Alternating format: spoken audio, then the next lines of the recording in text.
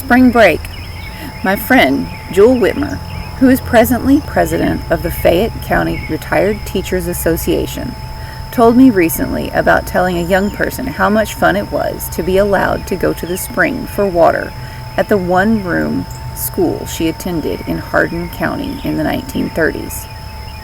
She said 2 people who had their classwork done would be chosen by the teacher to leave before recess to go to the spring so that everybody could have a cool drink at recess time.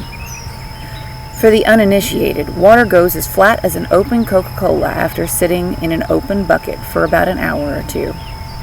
Jewel said she told her young friend how happy she was to escape the constriction of the schoolroom, to walk out in the open air and feel the breeze and the sunshine, and maybe see a redbird darting from tree to tree.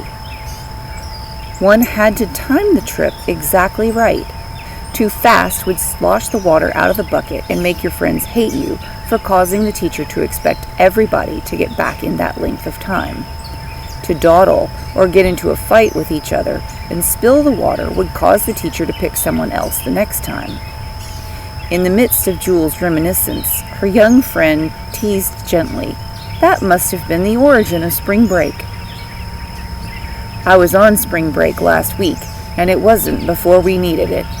Everybody, including the teachers, want to quit school in March. But by the time our week off is over, we can stand school until May or June. By August, we can't wait to get back to school. I cleaned my house during spring break and found out that making executive decisions about whether to keep or throw away my precious junk was at least as exhausting as teaching would have been. I did find time to watch some television, as my favorite news channel chronicled the hijinks of the American college students who were whooping it up on the beaches and in the motels in Florida. These are the people who are going to be entrusted to run our government, conduct world business, design space shuttles, man spacecraft, and produce consumer goods. These beer-drinking hellraisers are going to be the people we trust our children's education?